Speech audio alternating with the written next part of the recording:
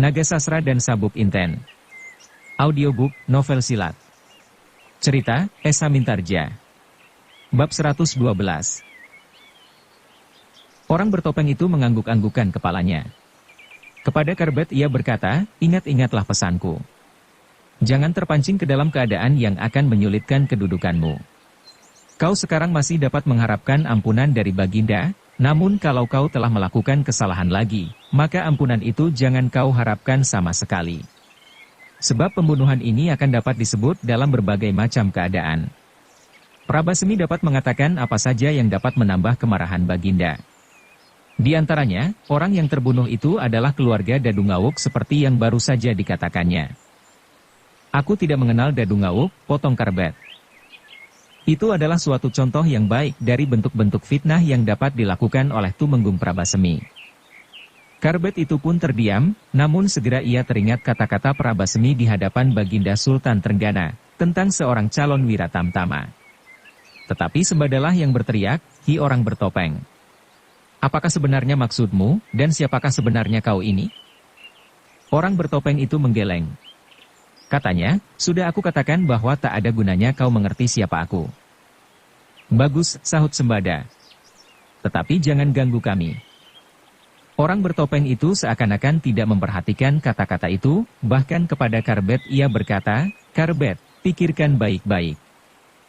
Tetapi apakah aku harus berdiam diri saja, seandainya mereka akan membunuhku? Pergilah, jawab orang bertopeng itu. Pergi? Karbet itu menjadi heran. Kemudian jawabnya, apakah kalau aku pergi orang-orang itu tidak akan menyusulku? Biarkanlah mereka. Menyingkirlah supaya kau terhindar dari bencana yang lebih besar lagi. Karbet menjadi bingung. Ia telah mengenal orang itu. Semula ia menyangka bahwa orang bertopeng itu Pasingsingan. Bahkan ia menyangka bahwa Pasingsingan itu pun telah mendapat tugas pula dari Tumenggung Prabasemi. Namun ternyata orang itu memberinya beberapa petunjuk yang dapat dimengertinya. Namun bagaimana ia harus melaksanakannya? Apakah ia harus pergi dan membiarkan orang itu mengejar dan membunuhnya? Atau bagaimana? Dalam pada itu Sambirata berkata, Kisanak yang bertopeng. Agaknya kau telah terlalu jauh mencampuri urusan kami. Karbet kau suruh menyingkir dari arena ini. Kalau demikian, maka kau telah bertekad untuk menggantikannya. Begitu? Orang bertopeng itu berhenti sesaat. Kemudian jawabnya, aku tidak mempunyai cara lain. Aku hanya sekedar bermaksud menyelamatkan kalian dari perbuatan terkutuk. Karbet dan kalian berdua. Jangan banyak bicara, teriak Sembada. Apalagi ketika ia mengetahui bahwa orang itu bukan Pasingsingan yang menakutkan yang pernah didengarnya dari dongeng-dongeng. Sekarang kau pergi dan membiarkan kami membunuh Karbet. Atau kami harus membunuhmu dulu, baru membunuh Karbet. Orang bertopeng itu seakan-akan sama sekali tidak mendengar teriakan itu. Katanya, menyingkirlah Karbet. Kalau mungkin, pertumpahan darah harus dihindari. Sembada itu kini sudah tidak sabar lagi. Dengan marahnya ia menggeram. Selangkah maju sambil berkata, kalau kau mati di sini pula, jangan menyalahkan aku. Kau terlalu tamak dan sombong. Melihat Sembada melangkah maju, Karbet hampir melangkah maju pula. Namun terdengar orang itu berkata, ingat, Sultan sedang murka kepadamu. Jangan kau tambah kesalahanmu dengan perbuatan-perbuatan yang tak berarti. Serahkan orang-orang ini kepadaku. Kata-kata itu benar-benar berpengaruh di hati Karbet. Terasa sesuatu bergolak di dalam dadanya. Dan terasa bahwa ia tidak akan dapat menolak permintaan itu. Tetapi Sembada dan Sambirata telah benar-benar sampai ke puncak kemarahan mereka. Karena itu, maka Sembada berteriak, bagus. Ternyata aku harus membunuhmu dahulu. Baru anak yang bernama Karbet itu. Orang berjubah itu tidak sampai menjawab. Ketika ia hampir mengucapkan beberapa patah kata, maka Sembada yang kasar itu telah menyerangnya langsung dalam kekuatan ajinya sapu angin. Orang bertopeng itu pun melihat betapa kekuatan ajinya itu meluncur lewat tangan-tangan Sembada ke arahnya. Namun ia sama sekali tidak beranjak dari tempatnya. Karbet yang melihat serangan itu terkejut. Tetapi ia berdiri berseberangan dengan Sembada, sehingga ia tidak dapat berbuat apa-apa kecuali berteriak, hei, Kisanak! Menghindarlah! Tetapi orang berjubah itu sama sekali tidak bergerak. Dibiarkannya Sembada menghantamnya dengan aji sapu angin. Namun sesaat sebelum tangan Sembada menyentuh jubahnya, tampak orang itu menjadi tegang. Dan pada saat itulah aji sapu angin membentur tubuhnya. Namun yang terjadi benar-benar mengejutkan. Orang yang berjubah itu masih tegak di tempatnya. Ia hanya bergetar sedikit. Namun kemudian ia berdiri tegak kembali, seolah-olah tidak pernah terjadi sesuatu.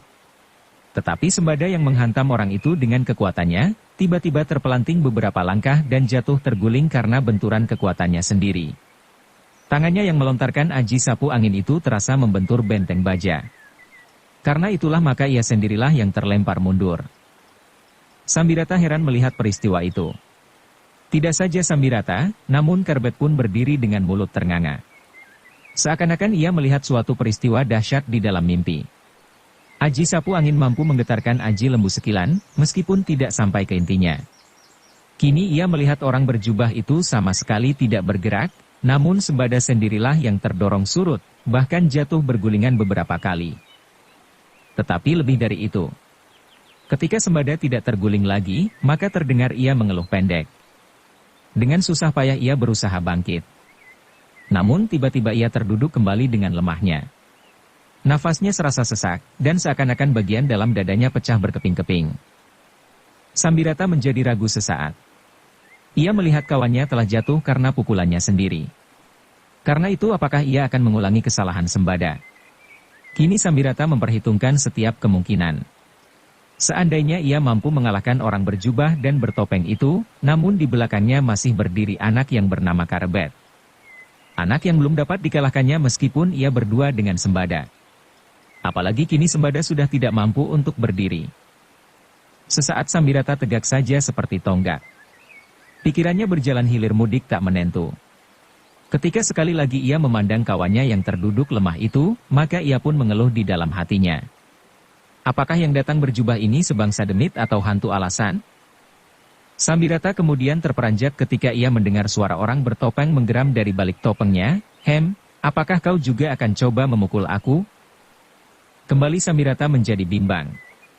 Namun akhirnya ia menggeleng. Kini telah ditemukannya jawaban. Ia tidak memperdulikan lagi kawannya yang terluka itu. Juga timang emas yang dijanjikan.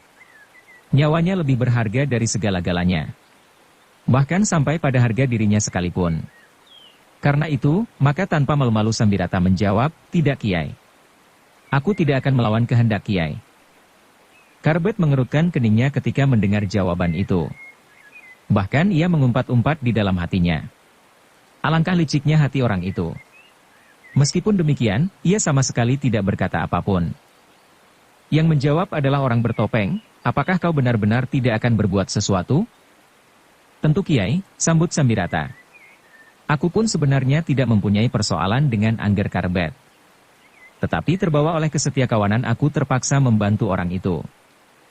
Sembada berdesah mendengar kata Sambirata. Tetapi ia tidak berani berbuat apapun. Kalau ia membantah, maka Sambirata akan dapat berbuat apa saja atasnya. Selagi keadaan wajar, ia tidak akan mampu melawan Sambirata, apalagi kini, tulang-tulangnya seakan remuk. Orang bertopeng itu memandangi Sambirata dan Sembada berganti-ganti lewat lubang topengnya. Sesaat kemudian ia menarik nafas panjang.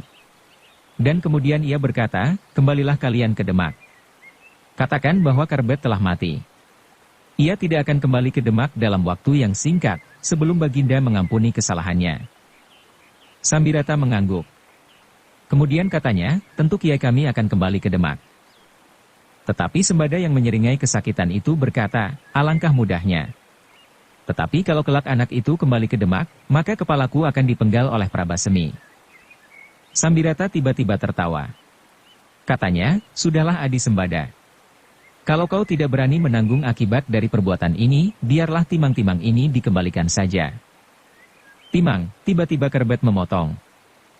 "Ya," jawab Sambirata. "Kami harus membunuh Angger. Dan kami akan mendapat timang emas." Tangan Karbet menjadi gemetar mendengar pengakuan itu. Tetapi sebelum ia menjawab, orang berjubah itu berkata, "Lupakan semuanya. Beruntunglah kalian, bahwa kalian belum menjual diri kalian dengan harga yang sangat murah itu. Apakah artinya timang emas itu? Seandainya kalian mampu membunuh Karbet sekalipun, namun apakah yang dapat kau miliki itu cukup bernilai untuk menebus tanggung jawab yang harus kau berikan pada masa-masa langgeng? Pada masa kau berhadapan dengan kekuasaan tertinggi. Jauh lebih tinggi dari kekuasaan Prabasemi, bahkan kekuasaan Sultan Trenggana sekalipun. Orang berjubah itu diam sesaat. Sembada yang masih menahan sakit itu pun terdiam, dan Sambirata menundukkan wajahnya. Semula ia mengurungkan niatnya hanya sekedar untuk menyelamatkan hidupnya, maka tiba-tiba tersentuhlah perasaan Sambirata oleh kata-kata orang bertopeng itu. Ya, katanya di dalam hati, alangkah murahnya harga diriku. Sebuah timang emas. Tetapi Sambirata itu tidak berkata sepatah kata pun. Yang terdengar kemudian adalah kata-kata orang berjubah itu. Seandainya kau berhasil membunuh Karbet, dan mendapatkan timang-timang emas itu, maka apakah kalian dapat memakainya dengan tenang? Setiap kali timang itu melekat di lambung kalian, maka setiap kali kalian akan teringat, bahwa timang itu sebenarnya berlumuran dengan darah seseorang yang tidak bersalah kepada kalian. Sambirata semakin menundukkan wajahnya. Sentuhan-sentuhan pada perasaannya semakin terasa. Dan karena itulah tiba-tiba ia merasa menyesal atas perbuatannya itu. Namun justru karena itulah maka ia berdiam diri. Nah, pikirkanlah kata-kataku, berkata orang berjubah itu pula. Tiba-tiba Sambirata itu mengangguk-anggukan kepalanya. Dengan hormat ia menjawab, baik Kiai. Akan aku pikirkan baik-baik, kata Kiai. Orang bertopeng itu mengangguk-anggukan kepalanya. Kemudian katanya, sekarang kembalilah ke Demak. Kau dapat menempuh jalan yang wajar. Bukankah kau menempuh jalan yang sulit? Jalan yang bukan sewajarnya dilalui orang pada saat kau berangkat kemari? Lewat gerumbul-gerumbul dan memotong di antara hutan-hutan belukar. Itu adalah gambaran dari pengakuanmu atas perbuatan-perbuatan yang tidak wajar pula yang akan kau lakukan. Sebab kalau kau berlaku wajar, maka kau tidak perlu melalui jalan-jalan yang tersembunyi. Sekali lagi Sambirata mengangguk. Dan kemudian jawabnya, ya Kiai.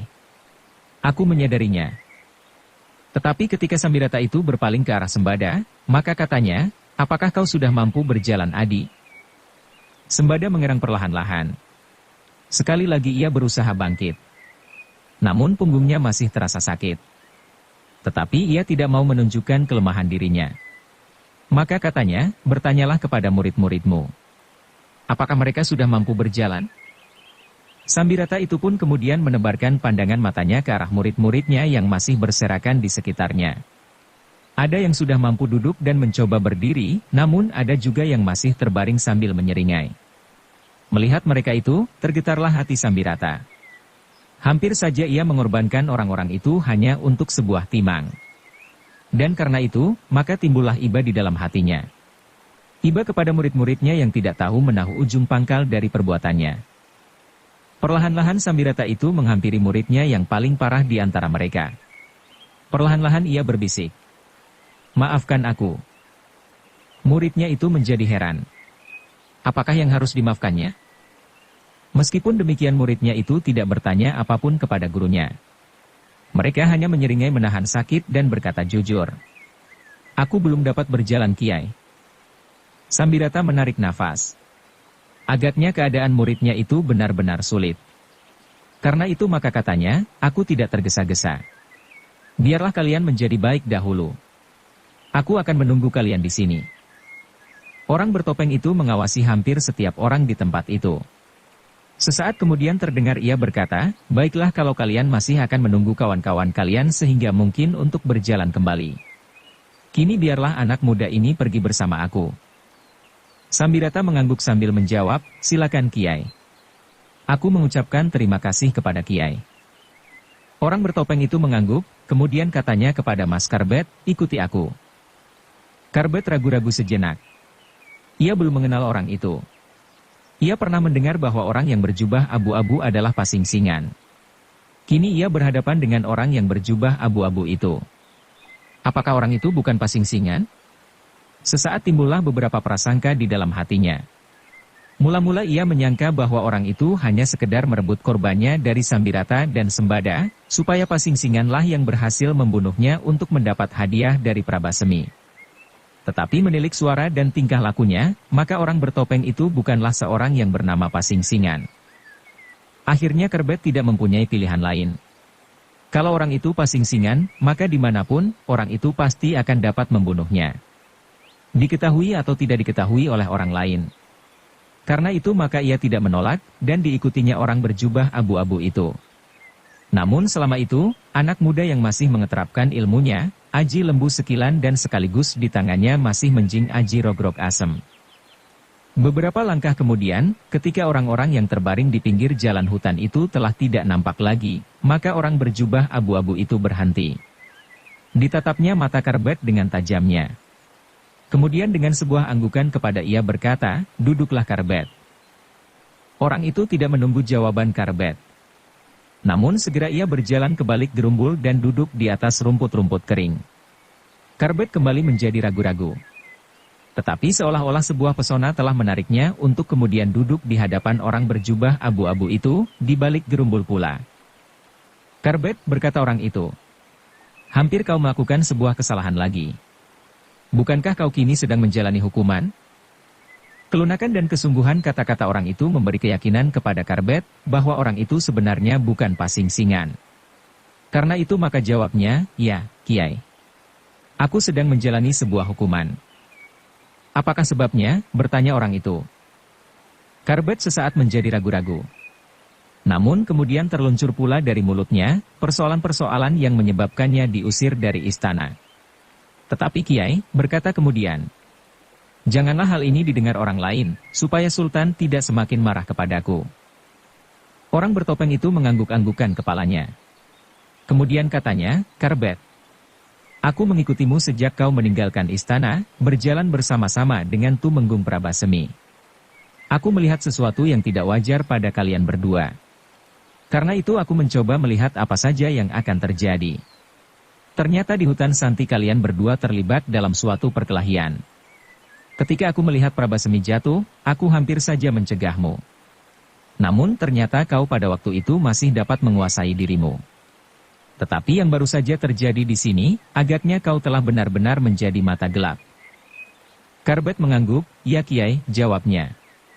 "Aku tidak ingin mati di tangan kedua orang itu." "Aku tidak menyalahkanmu," sahut orang bertopeng itu. "Aku hanya ingin mencegah kesalahan yang mungkin kau lakukan, yang akan dapat mendorongmu semakin jauh dari istana." Kerbet menundukkan kepalanya. Kini ia pasti bahwa orang itu sama sekali bukan Pasingsingan. "Tetapi siapa?"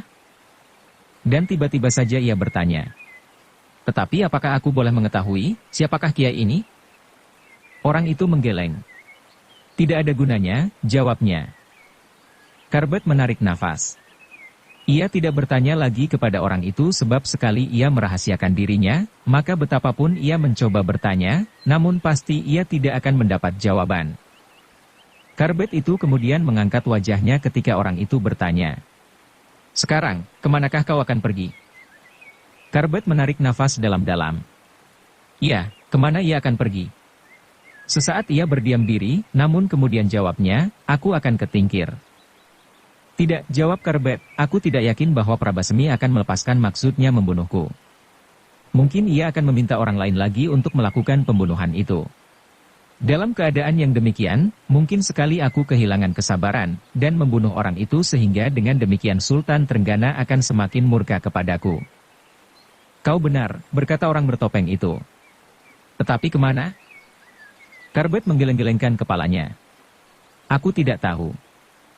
"Apakah kau tidak mempunyai sahabat, kawan atau saudara di tempat lain?" bertanya orang bertopeng itu. Kerbet diam sejenak. Tiba-tiba terbayanglah di rongga matanya, sebuah lembah yang luas dengan padi yang hijau subur di kaki pegunungan Telamaya. Suatu daerah yang sangat menarik yang pernah dikunjunginya.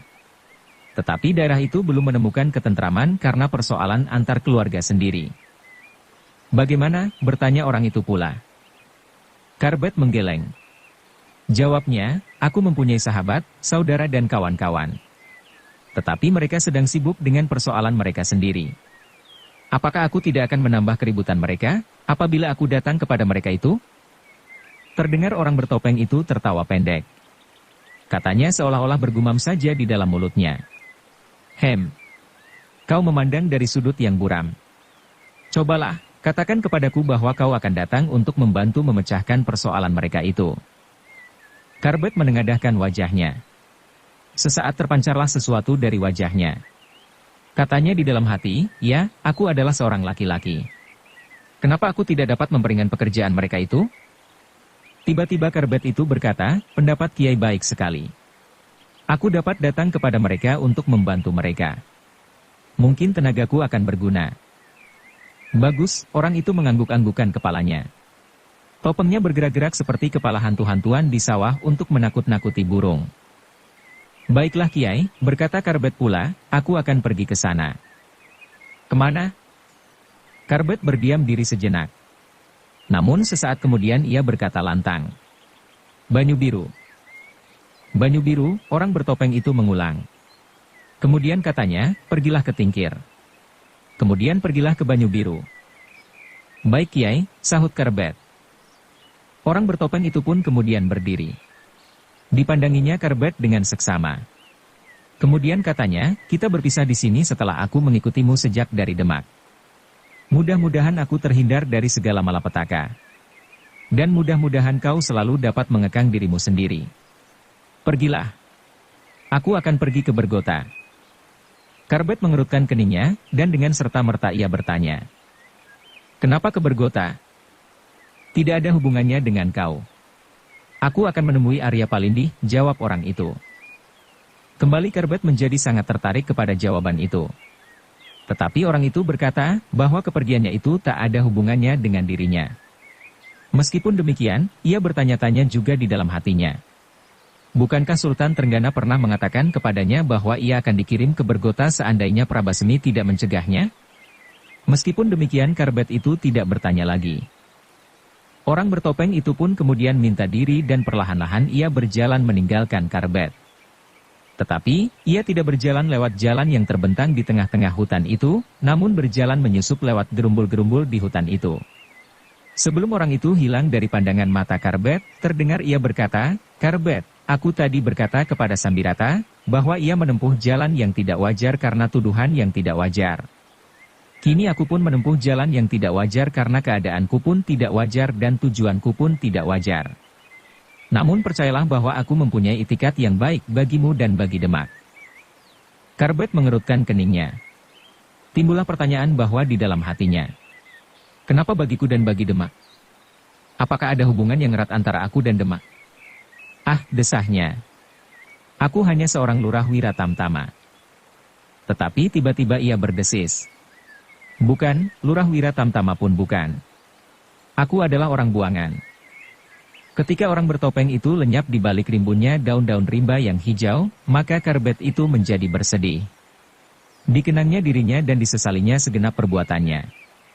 Namun semuanya telah berlalu. Dan kini ia tinggal menjalani akibat dari perbuatan-perbuatannya yang salah itu. Sesaat Karbet itu masih tegak di tempatnya. Sekali-kali diawasinya daun-daun yang hijau tempat orang bertopeng itu melenyapkan dirinya. Orang aneh, gumam Karbet. Memang di dunia ini selalu ada keanehan-keanehan yang kadang-kadang lucu. Apakah gunanya orang itu menutupi wajahnya dan berjubah? Apakah wajahnya itu terlalu jelek dan kasar, atau seorang buruan yang sedang menyembunyikan diri? Tetapi tidak pantas kalau orang itu menyembunyikan dirinya karena persoalan-persoalan lahiriah. Ia adalah seorang yang sakti, ternyata Aji Sembada sama sekali tidak mampu mendorongnya selangkah pun. Karbet itu pun kemudian dengan segan melangkah pergi. Kini ia berjalan dengan tujuan yang pasti. Ke Tingkir kemudian ke Banyu Biru. Ketika ia muncul dari balik-balik gerumbul, tiba-tiba timbullah keinginannya untuk menengok kembali Sembada dan Sambirata. Karena itu ia berjalan menuju ke arah mereka. Dari kejauhan di balik tikungan Karbet telah melihat mereka masih berada di tempatnya. Sembada kini sudah duduk menepi, dan beberapa murid Sambirata pun semuanya telah berbaring dan duduk-duduk di rerumputan. Bahkan dilihatnya Sembada dengan lahapnya sedang makan bekal yang dibawanya.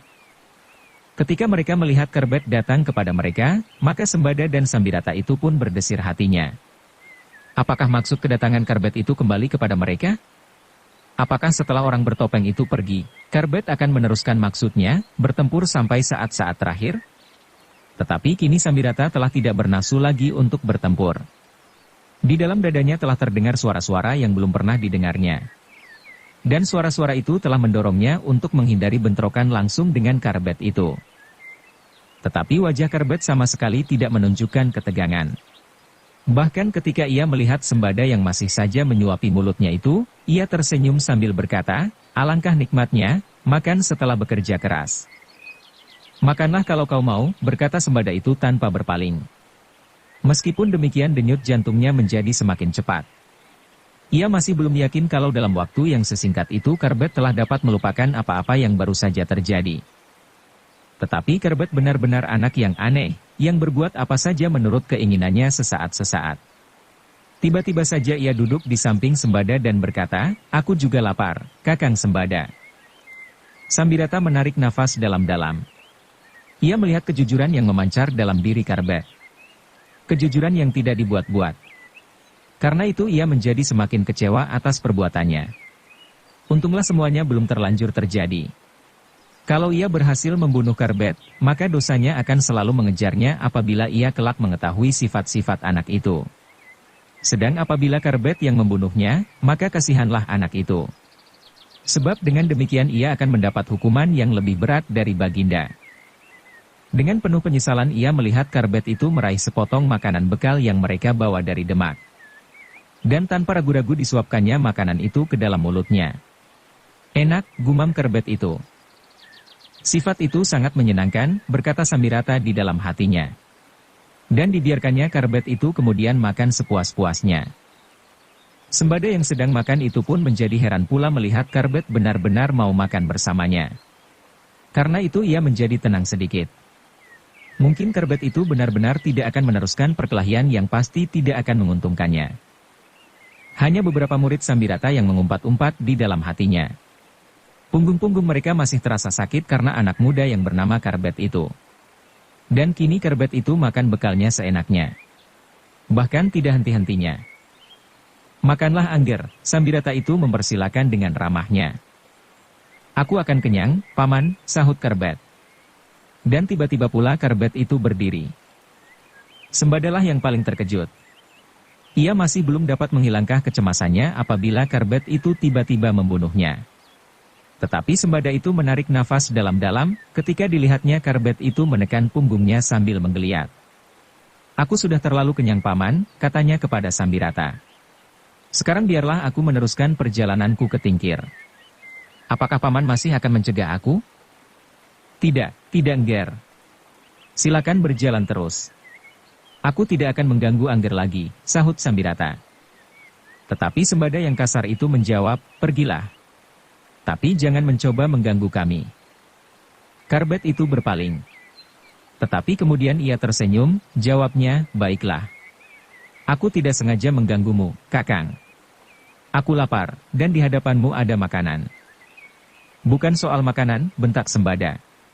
"Tetapi jangan halangi kami kembali ke Demak, kalau kau ingin selamat."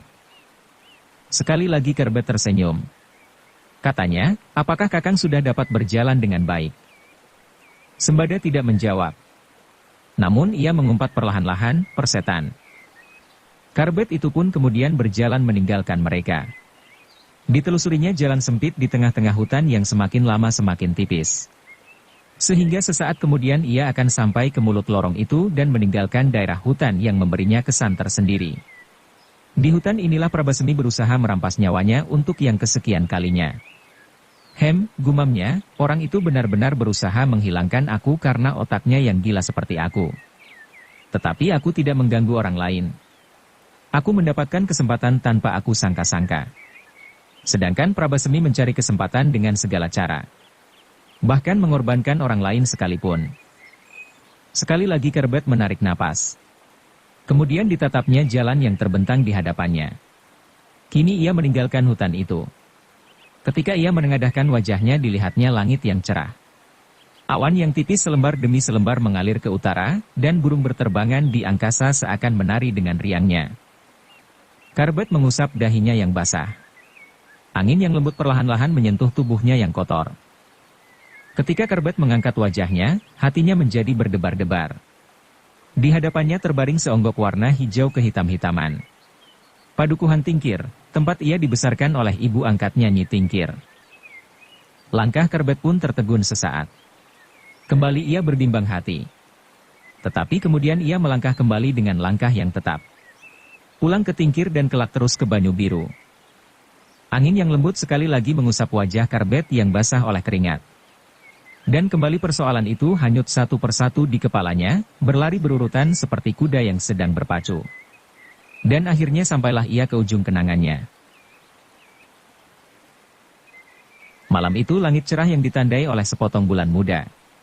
Ketika Kerbet mengangkat wajahnya, yang tampak di hadapannya bukan pedukuhan Tingkir yang hijau kehitam-hitaman, tetapi sebuah dataran yang luas dengan daun-daun padi yang menghijau melapisinya. Warna-warna semburat kuning yang dilemparkan oleh bulan sepotong di langit tampak berkilat-kilat memantul di permukaan air rawa pening. Kerbet kembali kepada keadaannya kini. Di hadapannya duduk pamannya yang disegani. Kebo Kanigara yang mendengarkan ceritanya dengan asyik. Ketika Kerbet itu berhenti berbicara, maka Kebo Kanigara itu menarik napas panjang. Panjang sekali. Dan terdengarlah ia bergumam, bukan main. Itulah sebabnya maka sepeninggalmu, timbullah berbagai cerita mengenai dirimu. Kerbet tidak menjawab. Ditundukkannya kepalanya dalam-dalam. Dan malah menjadi semakin dingin, karena arus angin pegunungan. Dari mana kau tahu sedemikian banyak cerita tentang dirimu, yang kau alami dan tidak kau alami? Dengan kepala masih tertunduk Kerbet menjawab, sebagian aku alami langsung, sedangkan sebagian aku dengar dari seorang sahabat yang dapat dipercaya. Siapakah orang itu? Sambirata. Sambirata yang kau katakan mencegatmu di hutan dekat Tingkir itu? Ya, ternyata ia telah menyesali perbuatannya. Karena itu ia berusaha mencari kebenaran tentang diriku. Aku tidak tahu apa saja yang sudah dilakukannya, namun ia berhasil mengetahui sebagian besar keadaanku, dan ia pun berhasil mencari aku, ketika aku masih berada di Tingkir. Hanya orang itu, bertanya Kebo Kanigara. Ya, tetapi Paman Sambirata aku minta menghubungi sahabatku yang lain di dalam lingkungan Wiratamtama. Daripadanya Paman Sambirata dapat melengkapi ceritanya. Siapakah orang itu? Santapati. Kakang Santapati, seorang lurah Wiratamtama juga. Kebo Kanigara mengangguk-anggukan kepalanya. Sesaat ia berdiam diri, dan Kerbet tidak berkata apapun. Karena itu maka keadaan di lereng menjadi sepi kembali. Di kejauhan terdengar suara cengkerik sahut menyahut dengan derik belalang. Sesekali terdengar aum harimau di kejauhan, di hutan Gunung Telamaya. Sesekali Kebo Kanigara memandang wajah kemenakannya yang suram. Dilihatnya penyesalan yang dalam menggores di dadanya. Karena itu maka perasaan Kebo Kanigara itu pun menjadi iba juga kepadanya. Kepada satu-satunya kemenakannya. Kerbet adalah penyambung keturunan Pengging di samping Widura. Karena itulah maka adalah menjadi keinginannya bahwa Kerbet kelak mendapat tempat yang baik. Sebagai seorang cucu Handayaningrat, maka adalah wajar apabila Kerbet itu tidak saja menjadi seorang buangan dan sekedar lurah Wiratamtama. Geram Kebo Kanigara di dalam hatinya. Trenggana ternyata dapat dipengaruhi oleh orang-orang seperti Prabasemi.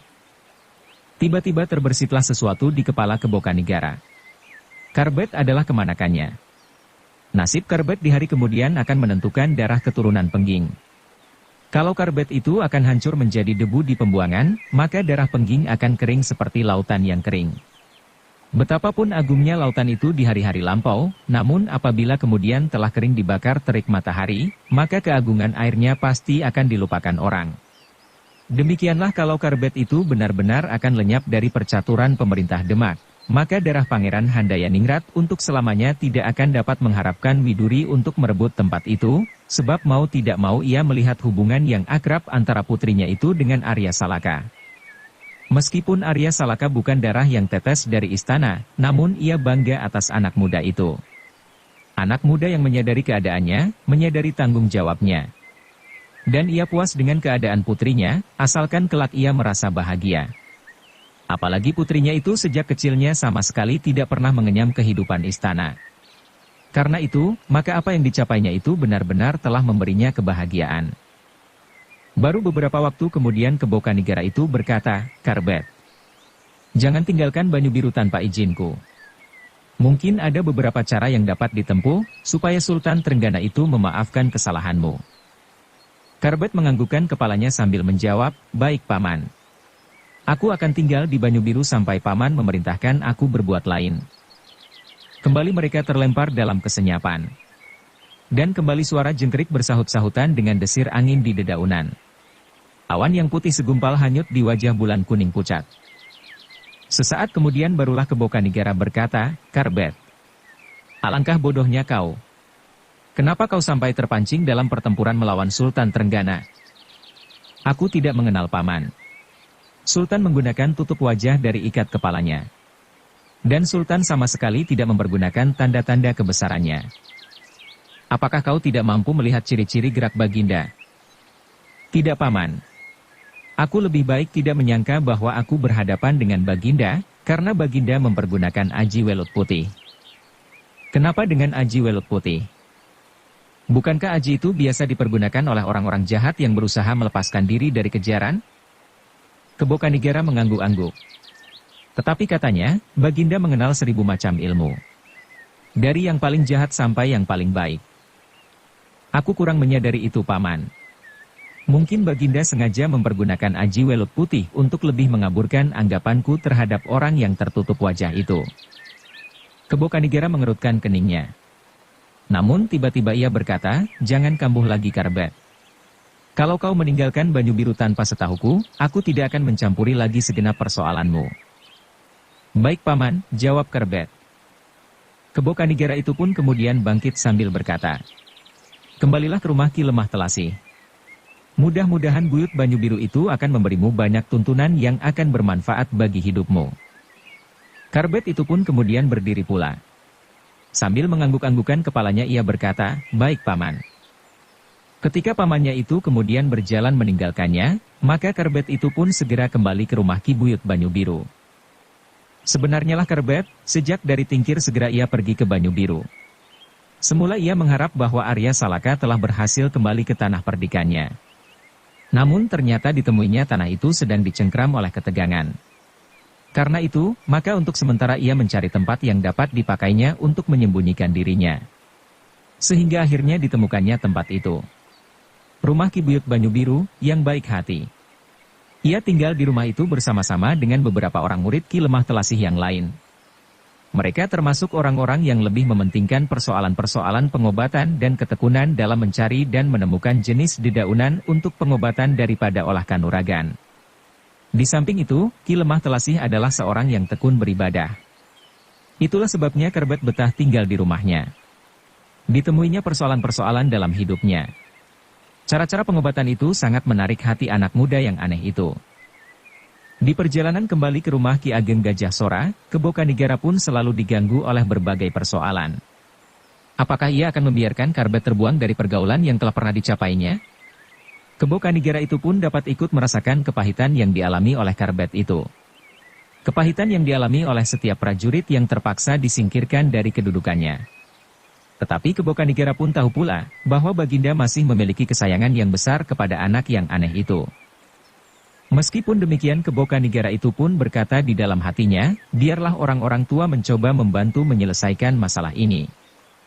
Malam itu Kebo Kanigara hampir tak dapat tidur nyenyak.